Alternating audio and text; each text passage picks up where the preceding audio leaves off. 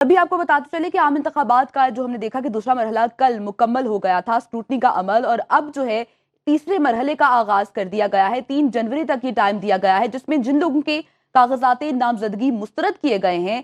उनके कागजात के लिए वो अपील दायर कर सकेंगे। इसी वाले से बात कर लेते हैं। हमें ज्वाइन कर लिया है ब्यूरो चीफ पेशावर सफीउल्लाह गुल ने, इसके साथ साथ ब्यूरो चीफ कोयटा कफायतुल्लाह भी हमारे साथ मौजूद हैं। सफीउल्लाह, सबसे पहले आपसे जानना चाहेंगे, पेशावर में इस वक्त जो थर्ड मरहला शुरू हुआ है, पहला कागजात नामजदगी जमा करवाने का, फिर उसकी जांच पड़ताल का, अब अपीलों का, ये प्रोसेस किस तरह से आगे बढ़ रहा है? अब जी बिल्कुल, आज पेशावर हाई कोर्ट में जो है 5 ट्रिब्यूनल्स यानी कि जो कि एबटाबाद, मंगावरा, बनूर, दिघी खान और इसी तरह पेशावर के लिए जो है उनके नॉमिनेशन कर दिए और जस्टिस के मुख्तलिफ जो बेंचेस हैं उनके लिए यानी उनकी जिम्मेदारियां भी सौंप दी हैं। गो कि अभी यानी क्योंकि ये उनको ड्यूटीज दी गई हैं, लेकिन आज कोई उस तरीके से लोग यानी जिसे कहते हैं अपीलों के खिलाफ अगर हम देखें तो बहुत एक बड़ी तादाद है उन लोगों की भी जो खास तौर पे यानी कि पीटीआई से भी ताल्लुक रखते थे और उनके कागजात जो है वो उनकी नामजदगी जो थी वो उसके खिलाफ यानी वो जाना चाह रहे हैं, क्योंकि वो रिजेक्ट हो गए बहुत से लोगों के, तो वो भी जाना चाह रहे हैं। लेकिन अभी इस मरले में ज्यादा जो देखा जाएगा वो यही है कि कल से जो है वो उन पे यानी बहुत सी अपीलें भी आएंगी, वो दायर होंगी, तो उसके बाद यानी उनके जो नेक्स्ट फेज है सर्टनली हम मरहलावार यानी उसको चलता जाएगा। तो ये 10 तारीख तक यानी ये सिलसिला जो चलेगा, उनकी अपीलें भी सुनना उनके उसके ऊपर, तो ये सारा सिलसिला चलेगा। अगर हम यहाँ पर देखें तो जो नामी ग्रामी यानी अगर हम कह सकते हैं कि खैबर पख्तूनख्वा से बहुत से ऐसे यानी वो जो पीटीआई के जिस तरह अगर हम कहें तो शराम तरक़ई आसद कैसर, इसी तरह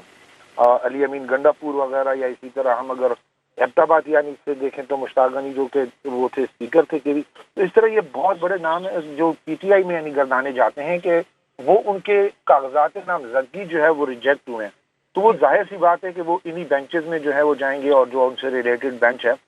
जबकि हमने ये भी देखा कि यहाँ से यानी अगर हम देखें तो खैबर पख्तूनख्वा से जो कायद मुस्लिम लीग मियां नवाज शरीफ जो है वो 15 से यानी मानसेरा सिंह के कागजात मंजूर हो गए।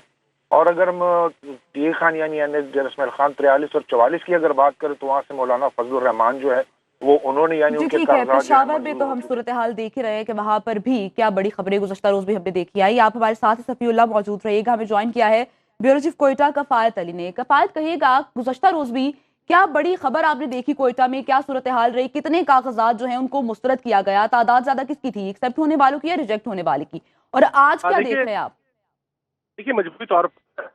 की जो 16 नशिस्तें हैं इस पर 631 कागजात नामजदगी की जांच पड़ताल की थी, जिनमें से 40 उम्मीदवारों के कागजात करार पाए, जब 92 उम्मीदवार ऐसे थे जिनके कागजात नामजदगी जो आम थे वो थे साबिक स्पीकर कौमी असेंबली कासिम खान जो कि 263 से जिन्होंने कागजात नामजदगी जमा कराए थे, और इसी नशिस्त पर पिछले इंतखाबात में वो कामयाब भी हुए थे, तमाम इस बार उनके कागजात नामजदगी को मुस्तरद किया गया।